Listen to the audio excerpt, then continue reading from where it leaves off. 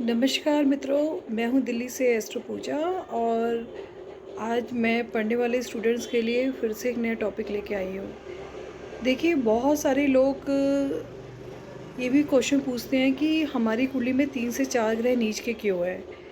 बहुत सारे लोगों की कुंडली में शनि भी नीच का होता है, कई बार शुक्र भी नीच का होता है, सूर्य भी नीच का होता है। 3 या 4 प्लैनेट या 2 ग्रह नीच के ज़रूर होते हैं, लेकिन वो किसी किसी की कुंडली में ही होते हैं। देखिए, अगर कुंडली के अंदर जितने ज़्यादा ग्रह नीच के होंगे, उतना ज़्यादा पिछले जन्म में हमने पाप कर्म किए किए होते हैं उस इंसान ने।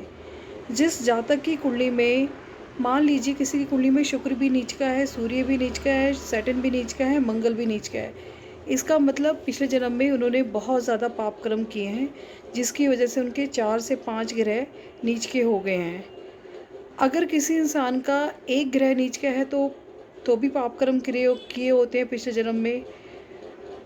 किसी का 2 ग्रह नीच के हैं तो वो थोड़ा ज़्यादा पाप कर्म होता है, किसी के 3 ग्रह नीच के हैं तो वो बहुत 70% पाप कर्म होता है, किसी के 5 ग्रह होते हैं तो वो 90% पाप कर्म होता है। तो देखिए, जितने ज़्यादा आपने पिछले जन्म में पाप कर्म किए होंगे, क्योंकि पिछले जन्म की जो मेमोरी होती है वो किसी को भी नहीं पता।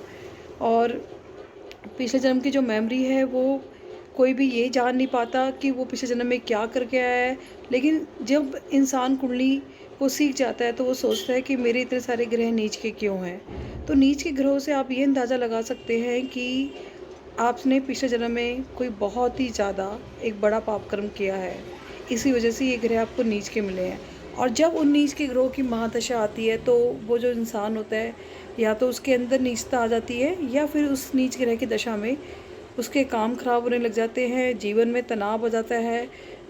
तो इन नीच के ग्रहों को अगर आप मंत्रों द्वारा किसी विद्वान पंडित से इसकी शांति करवा के पूजा करवाते हैं तो आप काफ़ी हद तक इसमें तनाव से और अपने जो आपके काम बिगड़ रहे हैं उनसे छुटकारा पा सकते हैं। और थोड़ा उस ग्रह को आप 80% 70% ठीक कर सकते हैं पूजा के द्वारा, मंत्रों के द्वारा। तो देखिए, हमारे शास्त्रों में हर ग्रह के मंत्र जाप बता रखे हैं कि अगर किसी पे राहु की दशा है तो राहु के शास्त्रों में 18,000 जाप हैं, केतु की दशा है तो 17,000 जाप है, शनि की महादशा है तो 23,000 जाप हैं, मंगल की महादशा है तो 10,000 जाप है।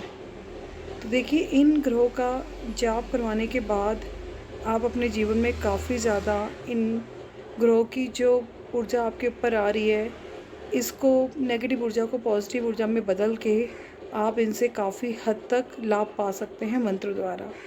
तो मेरा ये कहने का मतलब है कि जितने ज़्यादा पाप ग्रह हमारी कुंडली में होते हैं, उतना ही ज़्यादा हमने पाप पिछले जन्म में किया होता है।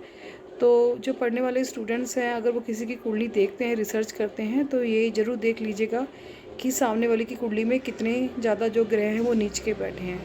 तो ये थी एक छोटी सी जानकारी। मैं नेक्स्ट टाइम फिर हाजिर होंगी। नमस्कार, आपका दिन शुभ रहे।